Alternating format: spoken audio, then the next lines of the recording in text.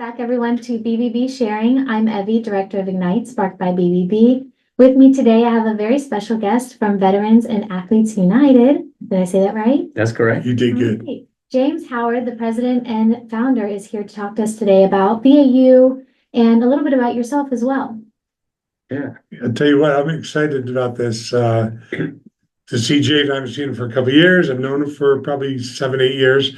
We did TV together a couple times, and I don't know if we ever did radio together, but here we are. So Barry always surprises me last minute Yeah. with special guests. Oh, I'm sure. Steve doesn't have a clue exactly You think I your emailed background. him, what, 10 minutes ago? Yeah, I should do it a week in advance, but that's Barry. That's all right. James understands. Yeah. So go ahead and tell everybody what VAU is, what you all do.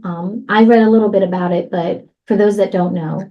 Yeah. So VAU, we've been operating since 2013. We're all volunteer veterans that run the nonprofit.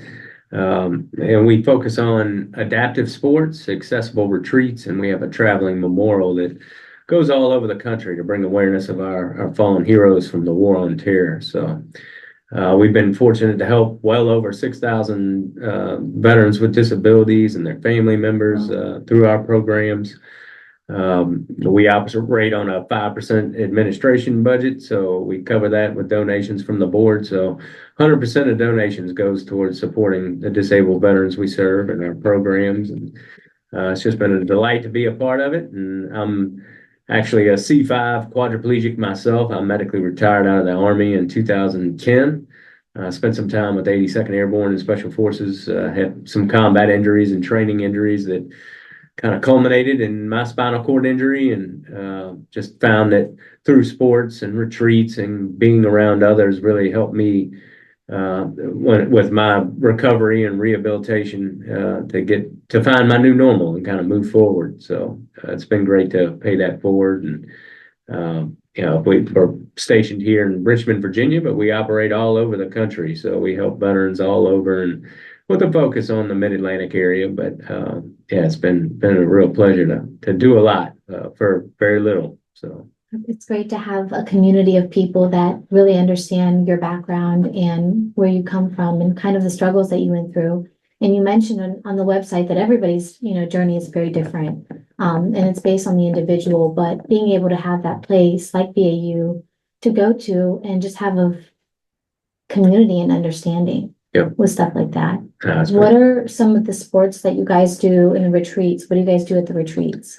Yeah, so the retreats, we just had one this past Wednesday. We do one at our property and right behind Rockwood Park there on the lake. We have a big barbecue, fishing, massage therapists come out. It's just a great day away from the hospital.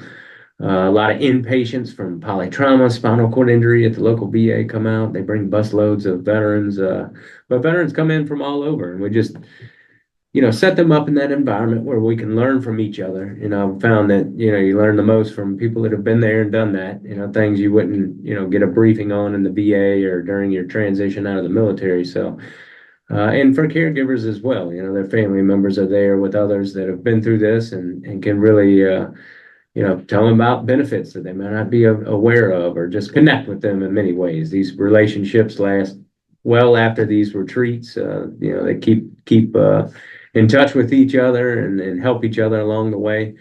We do have about 20 accessible properties throughout the Mid-Atlantic, from Boone to Carolina Beach, all over Virginia, where families can get away, with single family retreats or group retreats. We hold one out of Virginia Beach, where we do skydiving on the beach, as well as adaptive water skiing, just a lot of great accessible activities. We have the all-terrain wheelchairs so they can get out on the beach or out on trails and, do things they thought they may never do again. One of our motto for the nonprofit is, in every chaos, there's also opportunity. It's an old Sun Tzu quote, but we try to provide that for these families and their loved ones to really get out there and learn from each other. And it's been great. So a lot of good retreats. On the sports side of things, we provide a lot of grants for veterans to get to the wheelchair games, the warrior games, the Paralympics, which are actually going on right now. We support a lot of veteran Paralympians. but we provide grants that help with travel and lodging, things that aren't covered for their trainings, as well as adaptive equipment. So, like a bow, for instance, I'm a quadriplegic. I don't have any tricep, but I draw a bow with my teeth. So I draw the bow back, and I have all these special components that allows me to do that. So we provide funding for those things to keep them competitive, to keep them, outdoors and training and doing things like that. So you name it, wheelchair rugby chairs, wheelchair basketball chairs, hand cycles.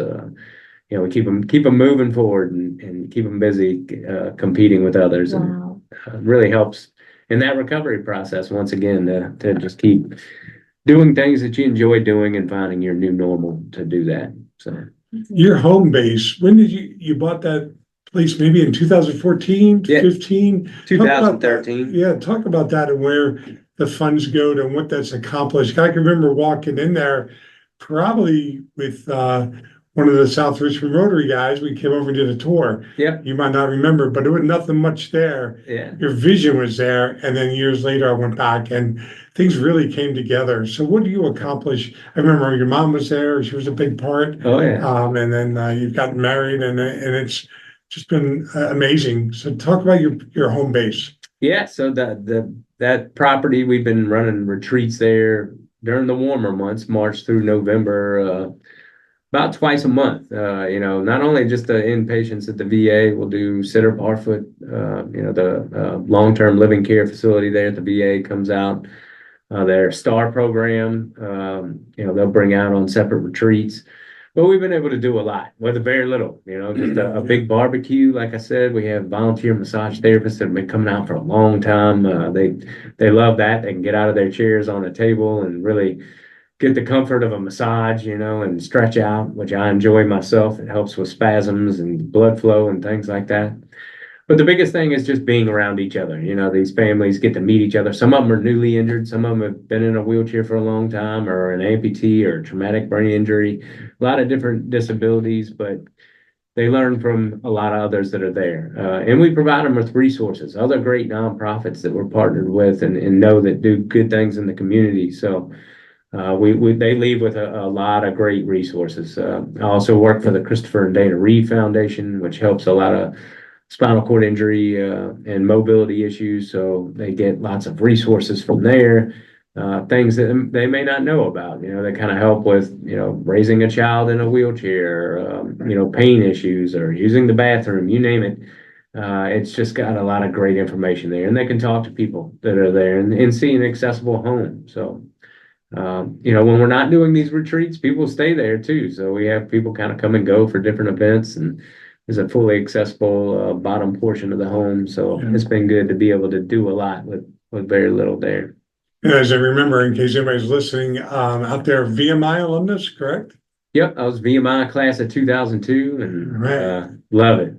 Good place to be from, not at. Do you get back to there at all or not? Occasionally I get back there for a football game or something. Has the flag been there? Have you displayed the flag?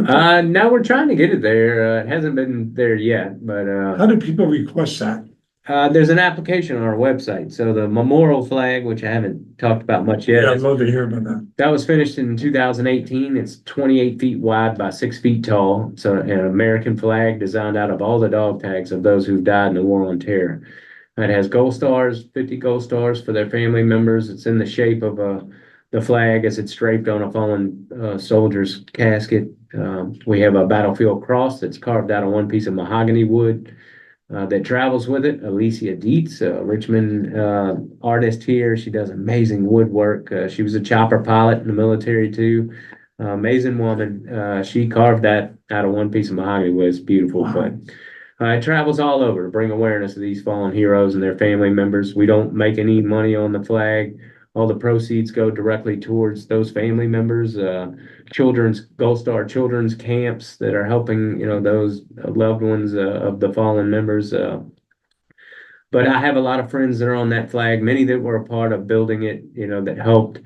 Also, have members that they love that are on that flag. And it's just a way, it's just a powerful tribute to just, bring awareness to them. And It's since traveled to almost 200 locations since 2018. We built a second one that's stationed in St. Louis and travels out west.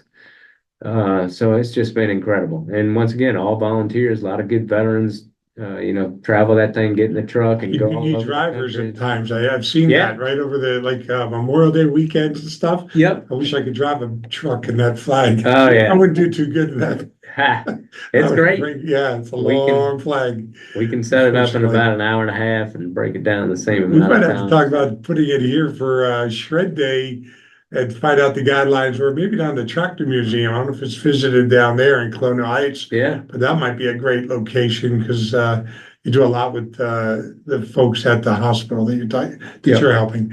So, and the last thing, it's selfishly, we're going to put you on the spot and we're going to ask you for future help, but we're doing a lot. Nevi can talk a little bit about Ignite, Mhm. about concentrate on mental health and nonprofits, where our stance is. And he has a great insight, James does, to a lot of nonprofits that try to emulate him and what are they really doing? Mhm. He does work with a lot of them. I get that. But go ahead, Yes, I'll put so- it on you. With Ignite, with the Better Business Bureau, we are a nonprofit ourselves. Ignite is a nonprofit as well, and an extension of the Better Business Bureau. But what we want to do is have conversations about serious social issues and business issues in the community.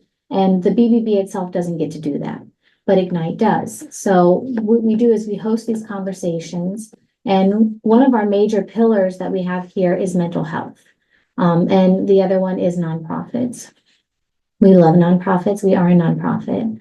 And mental health is a big issue, not just for people that, had struggles in their family homes or veterans, but everybody struggles with any sort of mental issue. And so what we want to do as a nonprofit is we want to be a liaison with other nonprofits to work together to find solutions to problems. So many Band-Aids is what we like to call them out there. And instead of having real talk like we do here, people like to sugarcoat things. I didn't grow up in a family home where we sugarcoated anything. We talked about everything, whether it made you comfortable or uncomfortable or not. And here we have those uncomfortable discussions. Now, with the nonprofit side of things, nonprofits are so important, especially local and statewide nonprofits, because we can't rely on government to do everything for us. And so people that, put their attention towards things like that is really important. However, there are some nonprofits that, I don't know how to say this without offending people. No, you're not going to offend them. It's just that some are just for ego driven and they've raised money Yes, and they're taking the eye off of VAU or some real, I could go through 20 real nonprofits that I know about the are ego word was accomplishing. the one I was more Yeah, concerned about right, using, but right. Barry doesn't mind using. No, the for word. sure. But they are ego driven, and with things like nonprofits like VAU, we want the focus to be more so on nonprofits like yourself that actually can show that there's a difference being made, that there's a solution or working towards a solution to a problem. Whereas we've noticed some nonprofits don't do that. You mentioned 5%. Yeah, That was, you caught that, right? Yes, And that's a big number. That's a small number, but that doesn't fit with it's a a lot of small the number that makes nonprofits. a big difference. Yes. Yeah, generally, if you're going over 20%, you're kind of dipping a little too far into those Yeah. funds instead of focusing on your programs. But yes, I've seen a lot of it myself. That's kind of how VAU started. I was a part of another nonprofit. I won't mention their name, but I learned a lot of good things Oh. and bad things. And one was just not transparent, not communicating with the board as properly as they should have been. Funds going to, places that probably shouldn't have gone, but wasn't open to the board and recognized. So, we decided to kind of split ties with that and kind of continue our mission and focus on the things where we saw we're helping veterans the most. And with the mental health too, a lot of these programs that we have we would like to think, keep from veterans, suicide, which is very prominent in our country. And, if you give them a purpose and a way of giving back to others and a way of continuing in sports or just kind of taking those retreats with family members and learning from others, it keeps them in a good mental health and keeps them moving forward, and gives them more focus on, that new purpose and that, things aren't completely lost. So yeah, we totally agree with that. We're gonna use you, if you don't mind, and ask you to share out our episodes and our events with your network, and we'll do the same.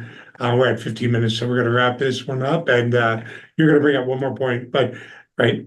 Well, I want to make sure that he lets people know how to get Get in touch with him. him. So, and before, you do that, I would love to be able to count on, your volunteers, your members, your client, whatever you want to call them, your friends, they're your friends, that they come here and participate in some of these dialogues we're having.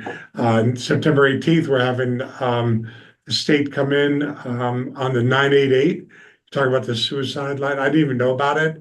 Do you know about it? No. Yes, that's a scary thing, right? So Yeah. you're worried about 22 a day, Yeah. right?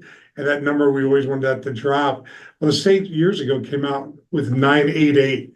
It's a suicide hotline. So for the person, just to dial that number, or if you're with somebody that's doing that, and there are trained professionals right there that's available Right. in the state of Virginia. So now go ahead, you can ask your question. Thank you.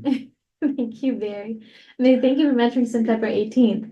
How can people get in touch with you, James, and get onto the website and be able to participate and volunteer? Yeah, so if you go to www.vetsau.org, that's VETSAU.org, you can get on there. You can make donations. You can see our, 990s. You can volunteer.